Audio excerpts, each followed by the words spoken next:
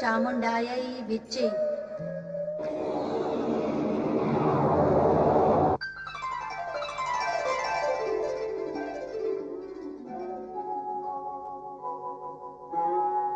ओम नमः शिवाय।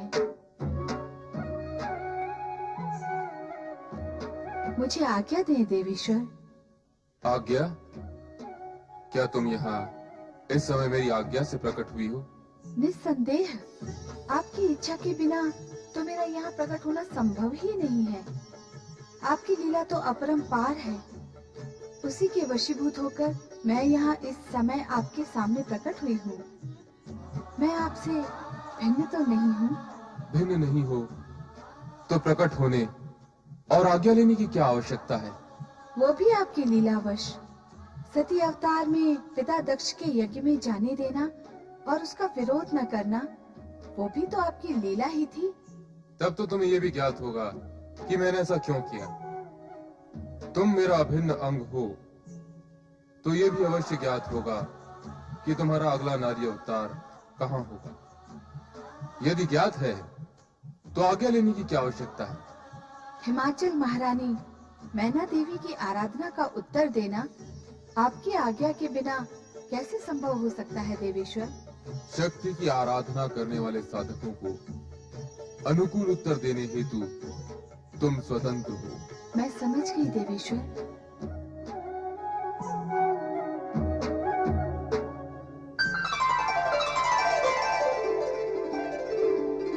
ओम ऐं ह्रीं क्लीं चामुण्डायै विच्चे।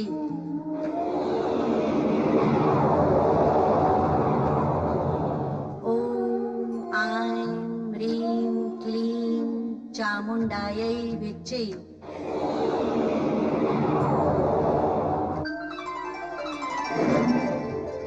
ओम ऐं ह्रीं क्लीं चामुण्डायै विच्चे। ओम ऐं ह्रीं क्लीं चामुण्डायै विच्चे। ओम ऐं ह्रीं क्लीं चामुण्डायै विच्चे। महारानी मैना,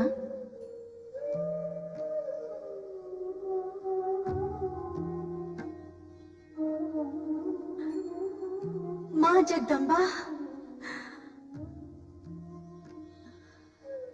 मैना रानी, मैं तुम्हारी भक्ति और आराधना से प्रसन्न हुई।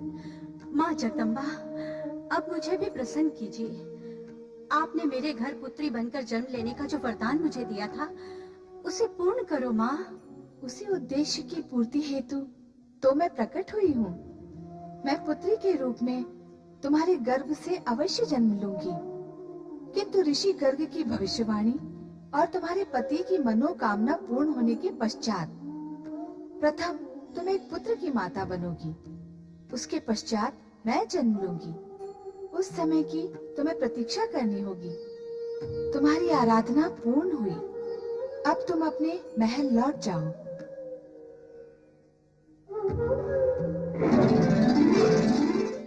गुरुदेव, आप मुस्कुरा रहे हैं और हम दुविधा में हैं। दुविधा का कारण? आपकी भविष्यवाणी। सती माता के वरदान अनुसार महारानी शक्ति की आराधना करने गई है कि उन्हें वो पुत्री के रूप में पा सकें, और आपकी भविष्यवाणी के अनुसार हमें पुत्र रत्न की प्राप्ति होगी। दोनों ही बातें असत्य नहीं हो सकती। फिर सत्य क्या है गुरुदेव? क्या सत्य है गुरुदेव? हमें पुत्र रत्न की प्राप्ति होगी अथवा पुत्री की? दोनों। दोनों गुरुदेव? हाँ राजन, मैना महारानी पहले पुत्र को जन्म देंगी, फिर पुत्री को। हाँ स्वामी, माँ शक्ति ने भी यही वरदान दिया है जो राजगुरु गर्ग कह रहे थे।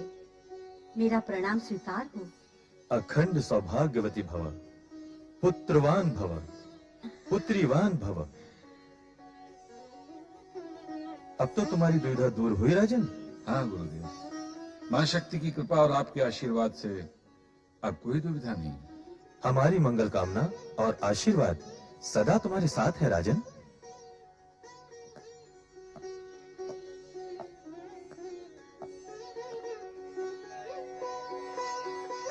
मां शक्ति की कृपा और कुल गुरु गर्ग ऋषि का आशीर्वाद प्राप्त कर महाराजा हिमाचल और महारानी मैना अत्यंत प्रसन्न थे।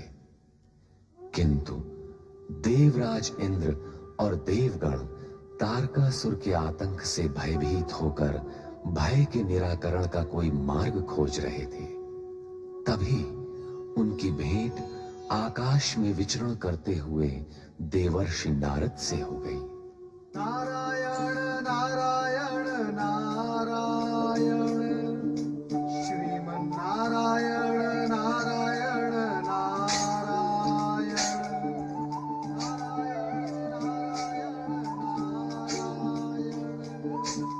श्रीमन नारायण नारायण नारायण नारायण नारायण। देव ऋषि, आपने तो हमें भयभीति कर दिया था।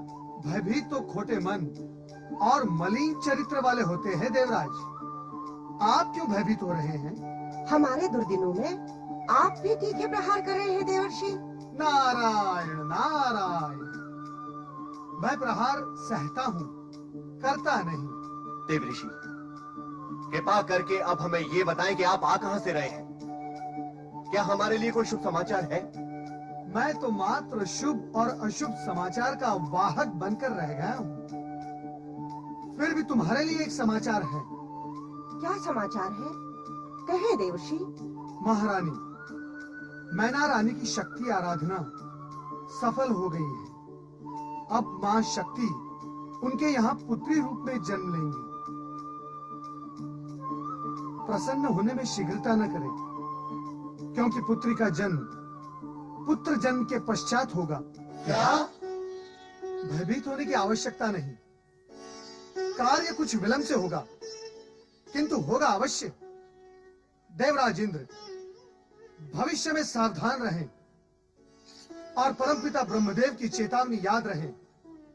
आपके लिए फिर तारकासुर जन्म ले सकता है, किंतु आपके उद्धार के लिए मां शक्ति अथवा मां सती फिर जन्म नहीं लेंगी। देव ऋषि, तारकासुर के वध होने तक के अस्थायी समय के लिए कोई उपाय बता दें। देवराज, मैं आपकी और समस्त देवगण की इस दयनीय परिस्थिति से भलीभांति परिचित हूं। मैं ये भी जानता हूं कि कोई भी समय किसी भी परिस्थिति का एकमात्र उपाय है भगवान भोलेनाथ के पंचाक्षरी मंत्र का जाप। ओम नमः शिवाय। अर्थात आज का ये दिन अत्यंत शुभ है। आज नंदी और सुयेशा के विवाह की वर्षगांठ है। इसी कारण कैलाश पर शिव जी की विशेष पूजा एवं प्रार्थना का नंदी ने आयोजन किया है। देव ऋषि, आपका संकेत है कि हम सब देवगण वहां जाकर शिव की प्रार्थना करें। सत्य यही है, किंतु ध्यान रहे, प्रार्थना और स्तुति सदा प्रसन्न मन से करते हैं। आपके मुख पर विषाद न दिखाई दे। प्रसन्न चित्त से की गई प्रार्थना अवश्य फलदायी होती है। देव ऋषि, इस शुभ अवसर पर शिव प्रार्थना में आप हमारा साथ दें, ऐसी हमारी आपसे विनती है। विनती क्यों देवराज? नारद तो शुभ कार्य के लिए सदा ही तत्पर रहता है। शुभस्य शीघ्रम।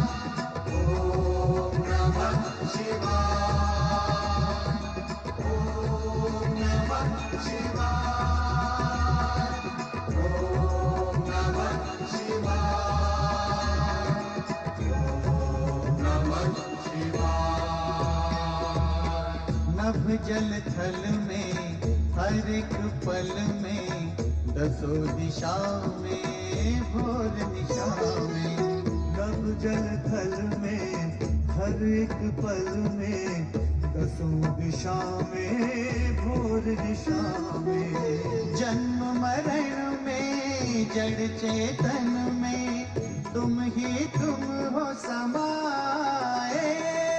ओम नमः शिवाय, ओम नमः शिवाय, ओम नमः शिवाय, ओम नमः शिवाय, ओम नमः शिवाय।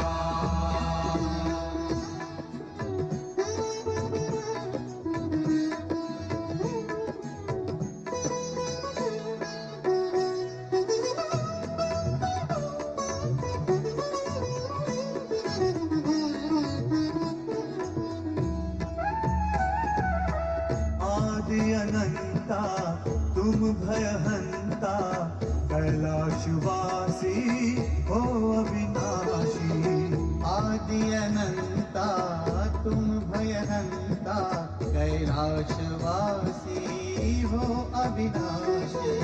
हो सुख करता तुम दुख हरता, हर संकट के उपाय। ओम नमः शिवाय,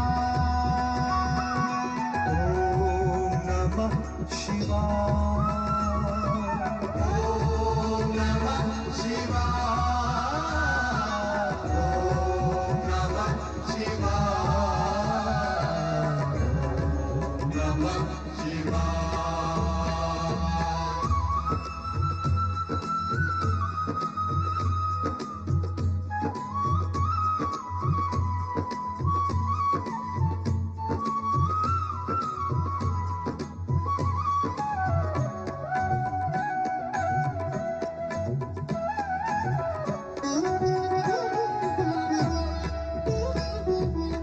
सर्जक हो तुमसे सृष्टि, दृश्य तुम्ही से तुमसे दृष्टि।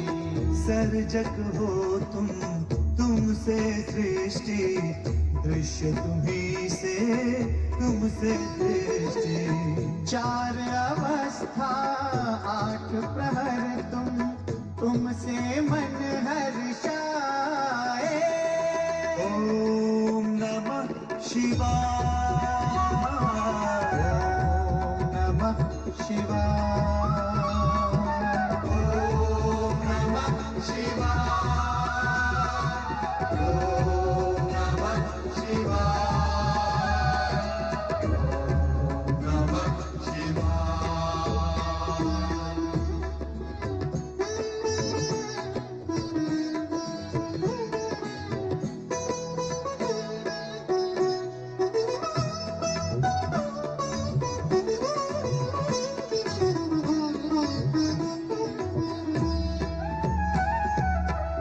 शब्द है तुमसे वाणी, ज्ञान तुम्ही से तुम ही ज्ञानी। शब्द है तुमसे वाणी, ज्ञान तुम्ही से तुम ही ज्ञानी। सत्य तुम्ही हो नित्य तुम्ही हो, जो खोजे वो पाए।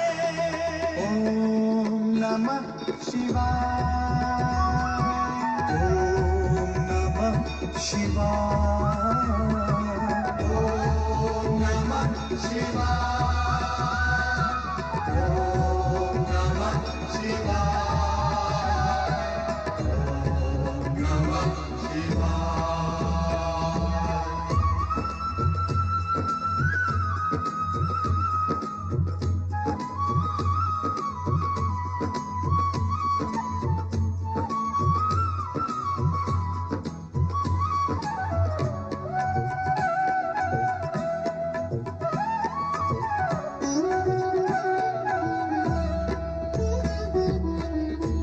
त्रिपुरारी हे नंदीश्वर, विश्व तुम्ही से तुम विश्वेश्वर।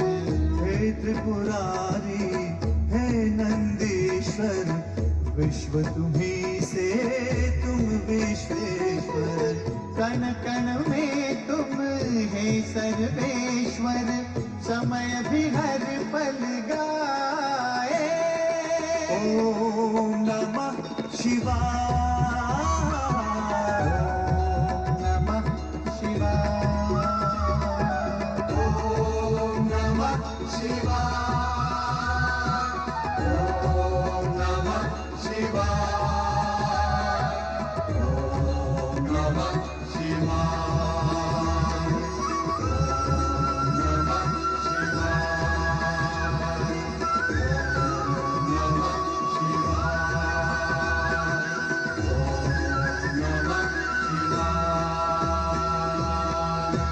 बोलिए भगवान श्री चंद्रमौलेश्वर की जय। भूत भावन भगवान भोलेनाथ की जय। मंगलम भव, सदा मंगलम भव।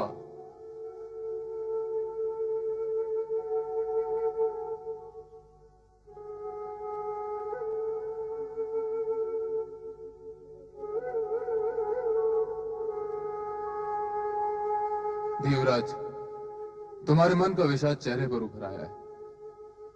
इस दुख और विषाद का कारण?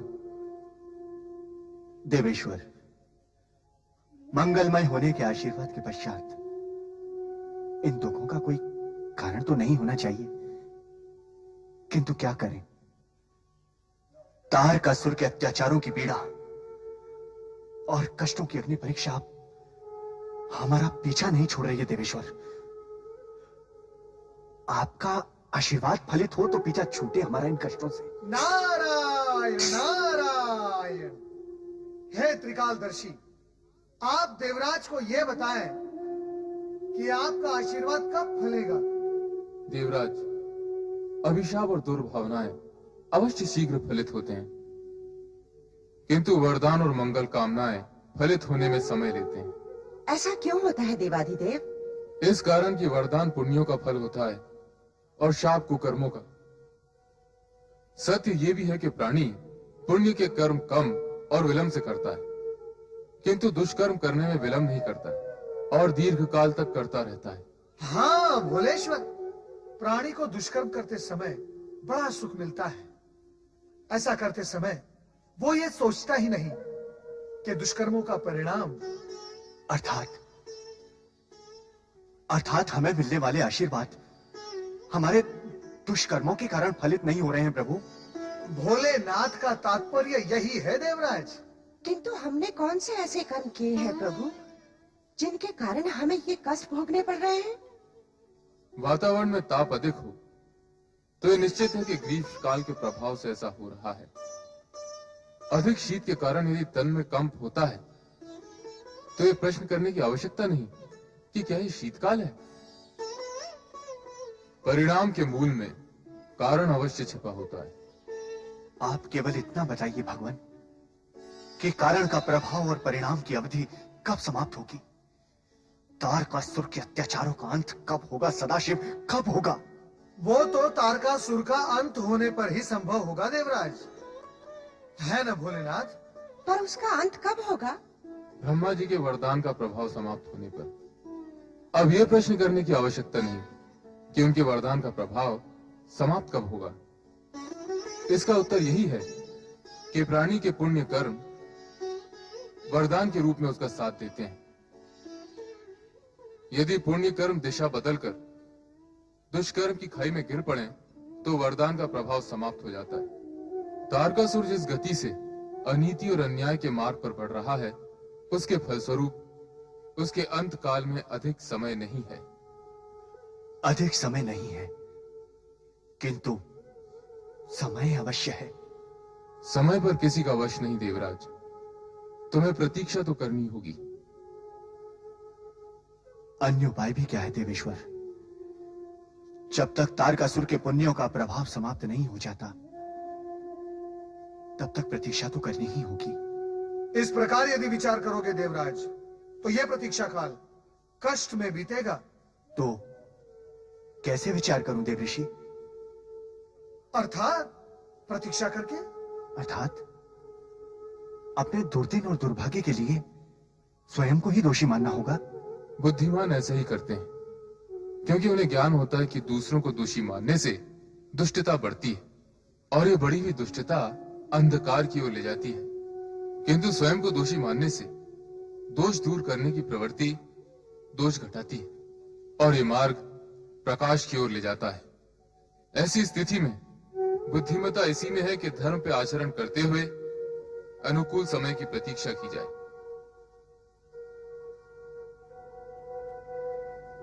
धन्य है प्रभु, धन्य है आप और आपकी लीला धन्य है। देव ऋषि, देवराज, सफलता का श्रेष्ठ मार्ग है सत्कर्म। किए जा, किए जा, किए जा। नारायण नारायण नारायण।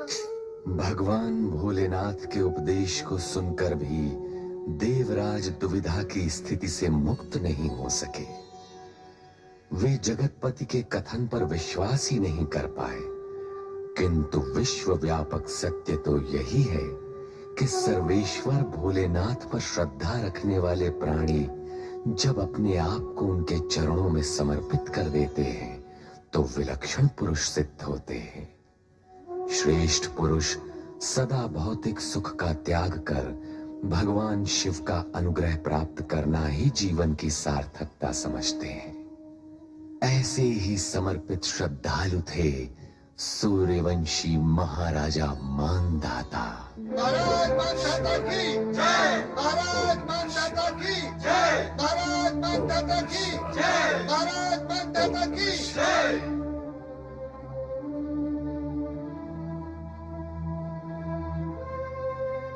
ओम नमः शिवाय। प्रणाम पिताश्री। प्रणाम पिताश्री। कल्याण हो। आश्चर्य पिताश्री, आज आपको शिव पूजा में इतना अधिक विलंब हो गया कि आपने अभी तक राशि परिधान भी धारण नहीं किया। राजकुमार अम्बरीश, युवराज मुचकुंद, आज अनायास ही शिव पूजन के उपरांत हमारे हृदय में वैराग्य भाव उत्पन्न हुआ। ऐसा वैराग्य उत्पन्न होने के पश्चात किसी भी दृष्टि से हमारा सिंहासन पर आसीन होना शोभनीय नहीं है वत्स। पिताश्री, महाराज, ये क्या कर रहे हैं आप? पिताश्री ऐसा न कहिए। आपसे अधिक इस सिंहासन पर बैठने के योग और कौन हो सकता है महाराज। राजकुमार, तुम हमारे ज्येष्ठ पुत्र होने के नाते अब इस सिंहासन पर तुम्हारा न्यायोचित अधिकार है। कदापि नहीं। आपके होते हुए मैं इस सिंहासन पर कैसे बैठ सकता हूँ? ये प्रजा की इच्छा के भी विरुद्ध होगा। भ्राता सत्य कह रहे हैं तात। आपके समान धर्मात्मा प्रजा पालक शासक युगों में एक ही बार जन्म लेता है। हम ही नहीं, आपकी प्रजा भी आपको इस सिंहासन से दूर नहीं देख सकती।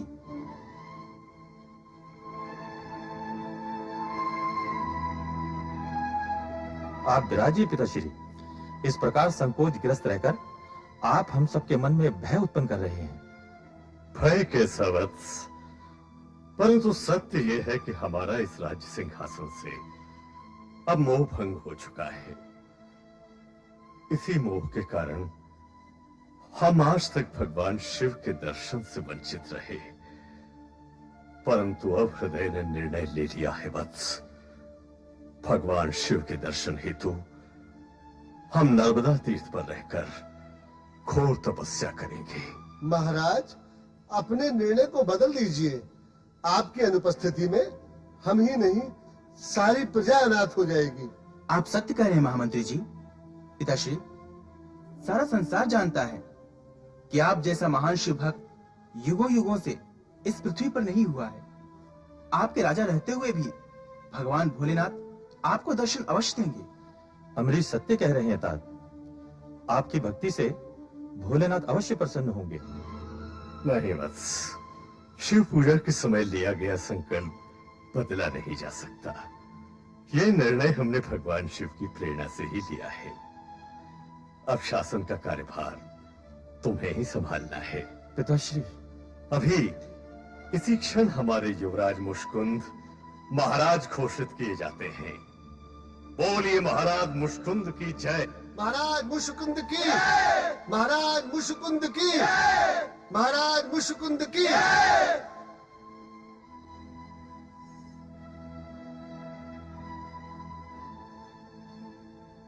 सभासदों, अपने शासन काल में यदि आप लोगों में से किसी के प्रति कोई त्रुटि हुई हो, यदि कभी किसी भी प्रजाजन के प्रति हमसे कोई अन्याय हुआ हो, तो हम आप सबसे क्षमा चाहते हैं। पुत्रों, शिव भक्ति की ज्योति को सदैव प्रज्वलित रखना। भगवान शिव कल्याण करे। ओम नमः शिवाय, ओम नमः शिवाय। महान शिव भक्त, अमर कीर्ति के धारक महाराज मानधाता की जय। महाराज मानधाता की, महाराज मानधाता की, महाराज मानधाता की।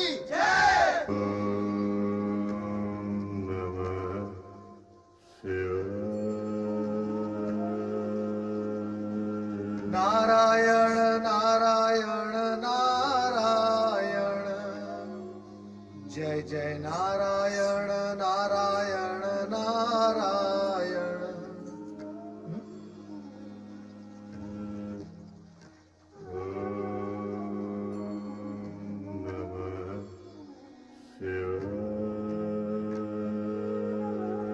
नारायण नारायण। नदी के बीच द्वीप पर खड़े होकर भगवान भोलेनाथ की कठोर तपस्या करने वाला ये प्राणी कौन है?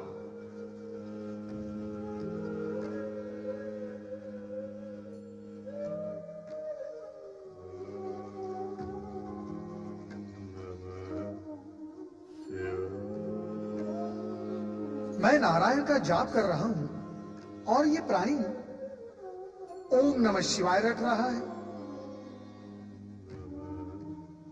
शब्दों में अंतर है, परंतु दोनों का अर्थ एक ही केंद्र पर जाके रुकता है।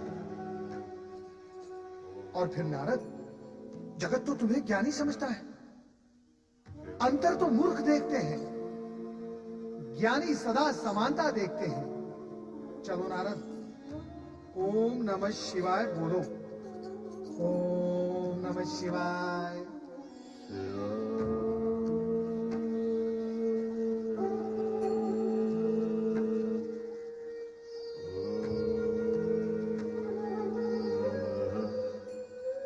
ये तो राजा मानधाता है, भगवान शिव के अनुग्रह को प्राप्त करने की इच्छुक। कैसी अद्भुत लीला है भगवान भोलेनाथ की। जगत के अधिकांश मनुष्य प्रभु कृपा को भूलकर जगत के सुखों को प्राप्त करने के लिए लालायित हैं, किंतु राजा मानधाता जैसे कुछ ही ऐसे मनुष्य हैं जो भौतिक सुखों को त्याग कर केवल प्रभु कृपा को प्राप्त करने में ही जीवन को सार्थक समझते हैं। धन्य हो राजा मानधाता, तुम धन्य हो। केवल तुम्ही ने जीवन के मूल सत्य को जाना और समझा भी। तुम धन्य हो।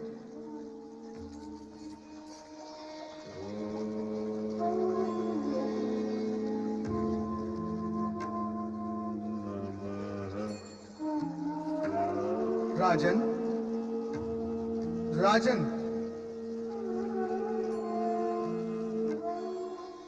तुमने तो संपूर्ण वातावरण शिवमय बना दिया है। तुम्हारा अणु अणु शिवमय हो गया है। कदाचित इसी कारण मेरा स्वर तुम तक नहीं पहुंच पा रहा है। राजन, राजन, अणु अणु क्या, ये तो तन, मन और चेतना से शिवमय होकर शिव जी की भांति समाधि में लीन हो गए हैं। एक और शिव महिमा से प्रभावित राजा मानधाता निष्ठा पूर्वक तन मन से मन में दर्शनों की अभिलाषा लिए हुए पूर्ण रूप से शिव भक्ति में लीन है, तो दूसरी ओर शिव भक्त कुलगुरु गर्ग ऋषि की भविष्यवाणी भी मुखर होकर शिव भक्ति के प्रति समर्पित महारानी मैना की मनोकामना पूर्ण करके उसे पुत्र रत्न प्रदान करती है। आपको पुत्र रत्न प्राप्त होने की बधाई हो। बधाई हो महारानी जी, राजकुमार की बधाई हो। राजकुमार की बधाई हो महारानी जी। बधाई हो राजकुमार की महारानी जी। बधाई बधाई हो, बधाई हो। बधाई हो महारानी जी, राजकुमार की बधाई हो।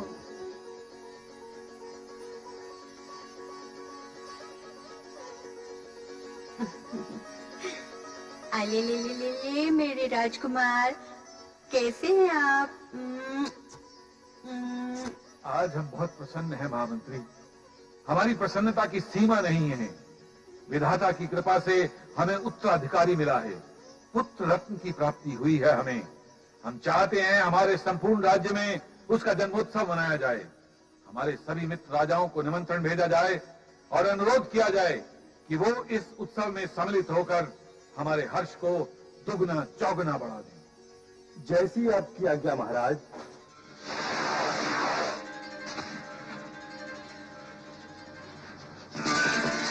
पुत्र की बधाई हो हिमालय राज। विराजिए सुमेरु राज, आपका अभिनंदन है। मैं अभी आया। आपका स्वागत है देवराज। पुत्र रत्न की प्राप्ति की बधाई हो हिमालय राज। बधाई स्वीकार करें हिमालय राज। पधारिए।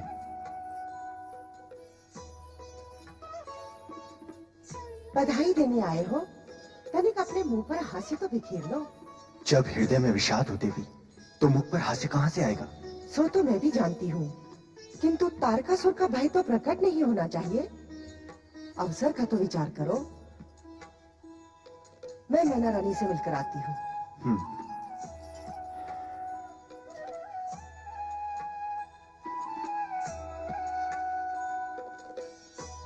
पुत्र के लिए बधाई हो हिमालय राज। वायुदेव अग्निदेव, आपका स्वागत है। पधारिए। नारायण नारायण नारायण श्रीमन्नारायण नारायण नारायण। हिमालय राज, पुत्र प्राप्ति के इस शुभ और सौभाग्यपूर्ण अवसर पर बधाई हो। देव ऋषि नारद, हमें आपकी बधाई नहीं, हमें आपका आशीर्वाद चाहिए। नारायण नारायण, नारद के आशीर्वाद से कब किसका कल्याण हुआ है? राजन, इस समय तो आप बधाई से ही संतुष्ट हो जाइए। विंध्याचल महाराज पधारे हैं। बधाई हो हिमालय राज, बधाई हो। विंध्याचल महाराज, आपका स्वागत है। पधारिए। ओहो, हमारे सामने हमारा मित्र व सखा सुमेरु पर्वत विराजमान है। बहुत समय पश्चात दर्शन हुए हैं, पहले मैं उनसे भेंट कर लूं। अवश्य अवश्य।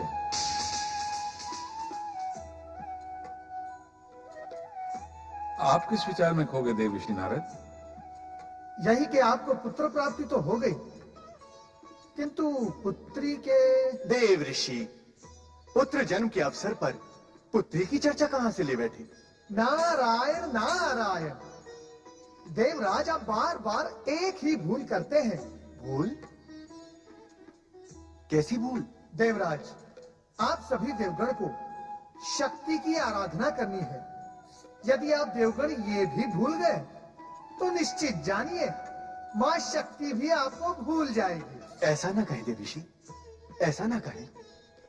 हर्षोल्लास के अवसर पर यह ध्यान ही नहीं रहा कि आप पुत्री की चर्चा क्यों कर रहे हैं। पुत्री नहीं देवराज, शक्ति कहे शक्ति। समय समीप आ गया है जब शक्ति अपनी इच्छा से यहाँ जन्म लेंगी। देव ऋषि नारद, पुत्र रत्न की प्राप्ति भी शक्ति की इच्छा अनुसार ही हुई है। ऐसा प्रतीत होता है कि अपने बड़े भाई के आगमन के पश्चात ही वे प्रकट होंगी। मैं बड़ा हूँ, मैं बड़ा हूँ, मैं बड़ा हूँ, मैं। हाँ? ये क्या हो रहा है? विंध्याचल महाराज तो सुमेरु से भेंट करने गए थे, फिर ये किस विवाद में फंस गए? मैं नहीं मानता। तुम्हारे ना मानने से भला क्या होता है, तो तुम्हारे मानने से क्या होता है? हाँ? नारायण नारायण, विवाद, वो भी नारद की अनुपस्थिति में। ना आनंद होगा ना अर्थ होगा उसमें। ठहरो भक्तों, नारद आया। मेरी मान्यता ही सर्वोपरि है। मैं इस संसार का सबसे बड़ा पर्वत हूँ। मुझे ही पर्वत सम्राट, पर्वत राज का सम्मान प्राप्त होना चाहिए। तुम्हारे इस चाहिए का तो विशाल सागर की भांति कोई और छोर ही नहीं है। नारायण नारायण, तुम मुझे ये बताओ कि तुम्हें पर्वत सम्राट का सम्मान क्यों मिलना चाहिए? इसलिए कि मैं पर्वतों में सबसे बड़ा हूँ। अच्छा, यह असत्य समाचार आपको किसने दिया? इसमें असत्य क्या है? सत्य भी क्या है? नारायण नारायण, सत्य है भी तो केवल इतना कि हिमालय राज ही सबसे श्रेष्ठ एवं सबसे बड़े पर्वत हैं, इसीलिए पर्वतों के राजा हैं। नहीं, ऐसा नहीं है। क्रोध करने से आकार छोटा हो जाएगा सुमेरु, और फिर तुम बाल पर्वत ही रह जाओगे। देव ऋषि, अपनी भाषा पे नियंत्रण रखें। वो तो तभी संभव होगा जब तुम अपने क्रोध पर नियंत्रण रखोगे। वो इनके लिए संभव नहीं है देवर्षि। विंध्याचल, अपने से बड़ों के प्रति असम्मान की भावना रखना तुम्हें शोभा नहीं देता। यही तो मैं भी आपसे कह रहा था कि स्वयं को पर्वतराज मानकर हिमालय राज के प्रति असम्मान प्रकट करना आपको शोभा नहीं देता। जहाँ असत्य को सत्य मान लिया जाए, वहाँ अधिक देर ठहरना उचित नहीं होता। मैं जा रहा हूँ, किंतु ये बात सत्य है कि मैं ही हूँ पर्वतराज। केवल मैं ही हूँ पर्वतराज, केवल मैं ही हूँ पर्वतराज। सुमेरुराज, सुनिए तो। नहीं, देखिए, आप हमारे अतिथि हैं, इसलिए क्रोधित होकर मत जाइए। सुमेरुराज, रुक जाइए।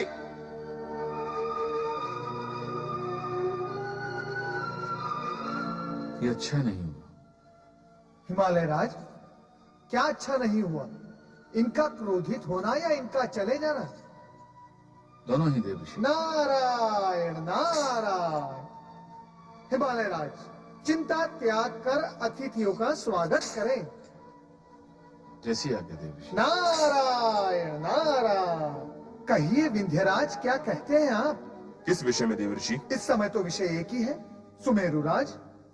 कहना क्या है, वो हिमालय राज से तो छोटे ही हैं, किंतु मुझसे बड़े हैं। तो आप बड़े हो जाइए ना। बड़ा होना अपने वश और अधिकार में होता है। अवश्य है, अवश्य है। आपने राजा मानधाता का नाम तो सुना होगा। वही जो नर्मदा नदी के बीच द्वीप में शिव आराधना में लीन है। वे ही। यदि आप भी उनकी भांति भगवान शिव की आराधना करेंगे तो सुमेरु राज से बड़े हो सकते हैं आप। सत्य? नारद के मुख से असत्य वचन कभी निकले हैं? नारायण नारायण। देव ऋषि, आपने बड़ा उपकार किया ये बताकर कि शिव आराधना से ही मैं सुमेरु से बड़ा हो सकता हूँ। मैं अवश्य शिव आराधना करूंगा। इसी में आपका कल्याण है विंध्याचल। ओम नमः शिवाय, ओम नमः शिवाय, ओम नमः शिवाय, ओम नमः शिवाय, ओम नमः शिवाय, ओम नमः शिवाय, ओम नमः शिवाय, ओम नमः शिवाय, ओम नमः शिवाय, ओम नमः शिवाय, ओम नमः शिवाय। नारायण नमः नारायण नारायण, श्रीमन्नारायण नारायण नारायण।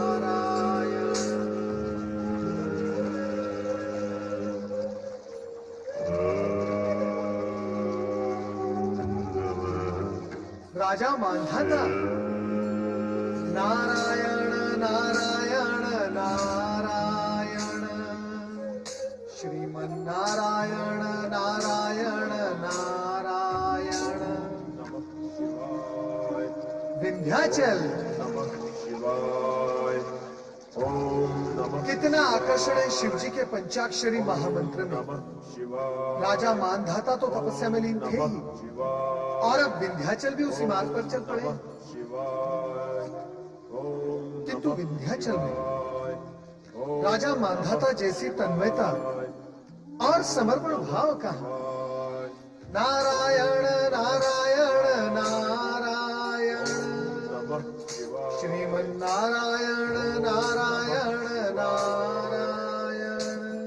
ओम नमः शिवाय, ओम नमः शिवाय, ओम नमः शिवाय, ओम नमः शिवाय, ओम नमः शिवाय, ओम नमः शिवाय, ओम नमः शिवाय, ओम नमः शिवाय। ओम नमः शिवाय। देव ऋषि प्रणाम।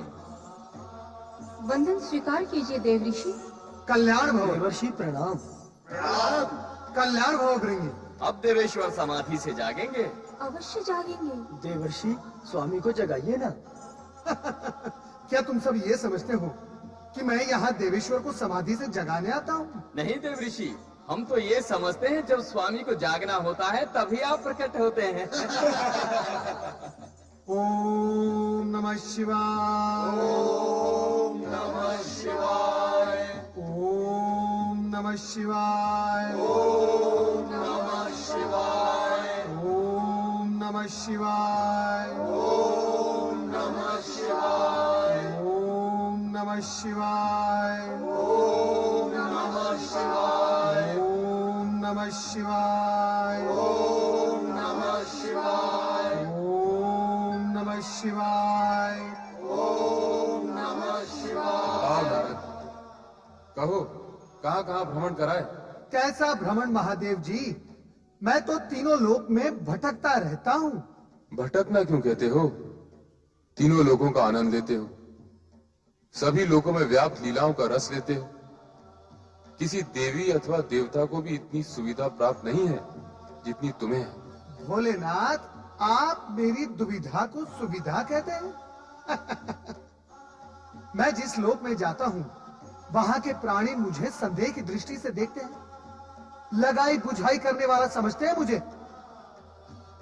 यह है मेरी सुविधा। इससे तुम्हें क्या अंतर पड़ता नारद? तुम वही करते रहे हो और वही करते रहोगे जो तुम उचित समझते हो। अब बताओ कहां से आ रहे हो?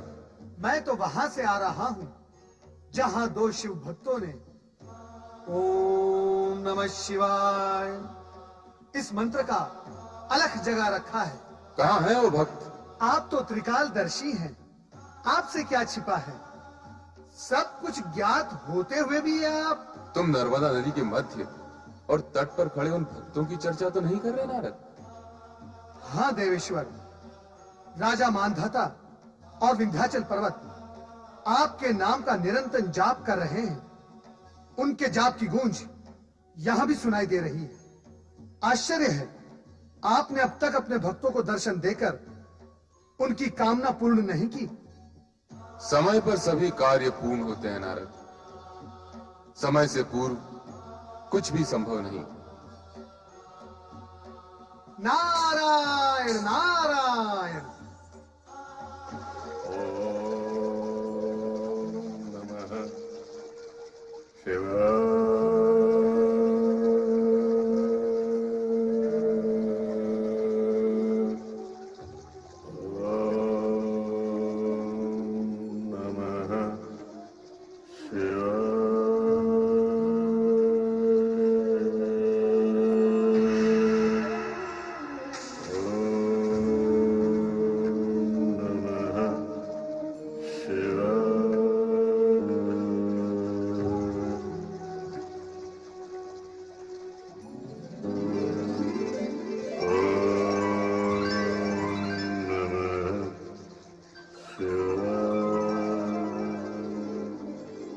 वत्स मंधाता,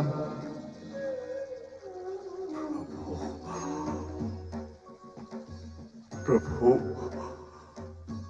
प्रभु। उठो वत्स। हे प्रभु, हे देवाधिदेव, आपके दर्शन पाकर मैं कृतकृत्य हुआ भगवान, कृतकृत्य हुआ। हम तुम्हारी इस कठोर तपस्या से प्रसन्न हुए राजन।